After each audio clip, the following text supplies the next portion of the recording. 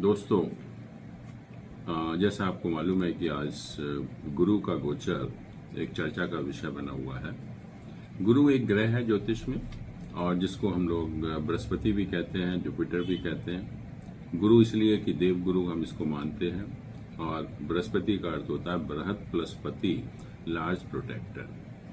और इसका जो गोचर है अभी 2 जनवरी को सुबह 1:49 पर मिथुन राशि से कर्क राशि में हुआ है।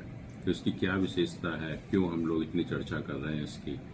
सबसे पहले तो मैं बताना चाहूंगा कि जहां तक गुरु का सवाल है, ये एक जैसे हम लोग कहते हैं कि ईश्वर का आशीर्वाद, ईश्वर का हाथ हमारे ऊपर बना हुआ है, तो लाइफ में कोई प्रॉब्लम नहीं आती, या ईश्वरीय मदद हमें टाइम टू टाइम मिलती है कि कोई भी लाइफ में प्रॉब्लम होती है तो उसका सोल्यूशन भी ईश्वर हमें देता है। और ये हमारी लाइफ में प्रोस्पेरिटी है, सुख समृद्धि है, हमारी एजुकेशन है, हमारा हर तरह से हमारा लाइफ में ठीक चलना जो है, हमारा मॉरल है, कंडक्ट है, कंपैशन है, जस्टिस है, स्पिरिचुअलिटी है, उसको भी रिप्रेजेंट करता है। बिना जुपिटर का अच्छा प्लेस टू हॉरोस्कोप में आपकी लाइफ में प्रॉस्पेरिटी नहीं आती, सुख समृद्धि नहीं आती। और जहां तक गोचर का सवाल है, गुरु एक राशि में 1 साल तक रहता है और 1 साल के बाद राशि चेंज करता है। तो आज या 2 जून को जुपिटर मिथुन राशि से कर्क राशि में गोचर किया है, और कर्क राशि उसकी उच्च की राशि है। और ये 12 साल के बाद हो रहा है कि 12 साल के बाद गुरु अपने उच्च की राशि में आ रहा है, और ये बहुत एक विशेष गुरु का गोचर है, और हम सब के लिए ही बहुत अच्छा है। और मैं कहूँगा कि जहाँ तक कुछ राशियों का सवाल है,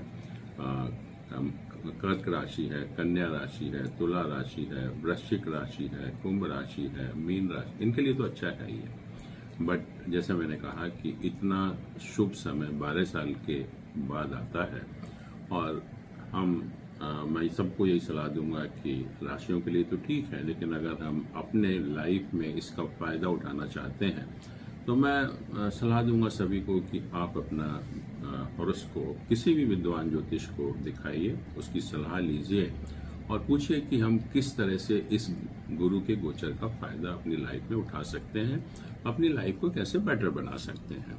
और अभी 2 जून को सुबह 1:49 पर गुरु कर्क राशि में प्रवेश किया, और इसके बाद गुरु जो है थोड़ा सा तेज गति से मूव करेगा, और 31 अक्टूबर को 2026 को सिंह राशि में चला जाएगा। और उसके बाद जुपिटर वक्री होना शुरू होगा, और वक्री जो है वो 13 दिसंबर 2026 से 13 अप्रैल 2027 तक रहेगा। और जब लियो साइन में जुपिटर प्रवेश करेगा 31 अक्टूबर को, उसके बाद रेट्रोग्रेड होकर वापस जो है वो कर्क राशि में 25 जनवरी 2027 को आ जाएगा, और उसके बाद कर्क राशि में 26 जून 2027 तक रहेगा। तो ये टाइम है जब गुरु का गोचर कर्क राशि में हो रहा है, और ये बहुत एक इम्पॉर्टेंट है, सबके लिए इम्पॉर्टेंट है, क्योंकि 12 साल के बाद हमको एक ऐसा अवसर प्राप्त हुआ है। आप खुद ही देखिए कि भारत में 12 साल पहले क्या हुआ था।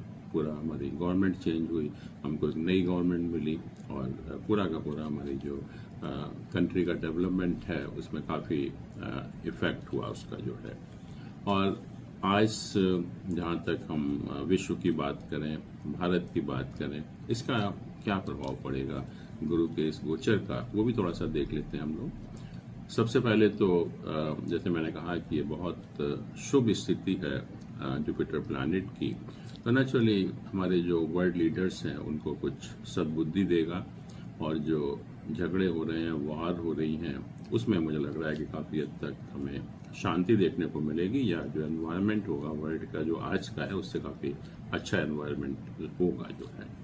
और दूसरा यह है कि जो हमारे प्रीशियस मेटल हैं, जैसे सोना है, चांदी है, हमने देखा कि पिछले साल इनके जो रेट्स हैं उसमें बहुत उतार चढ़ाव देखने को मिला, बट अब हम देखेंगे इस साल इनके जो रेट्स हैं उसमें काफ़ी स्टेबिलिटी आपको दिखाई देने को मिलेगी जो है।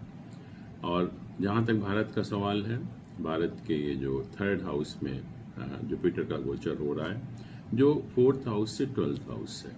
4th हाउस हमारा डोमेस्टिक एनवायरनमेंट का हाउस होता है, तो नेचुरली ये जो जुपिटर का गोचर है हमारे जो कंट्री के डोमेस्टिक एनवायरनमेंट को डिस्टर्ब करेगा।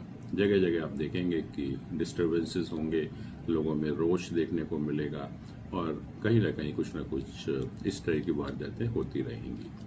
और इस समय भारत का जहाँ तक सवाल है, दशा का सवाल है, मंगल की महादशा चल रही है, राहु की अंतर्दशा चल रही है और ये 19 फरवरी 2027 तक रहेगी। और जब मंगल राहु का पीरियड चलता है तो देश में आगजनी की घटनाएं देखने को मिलेंगी।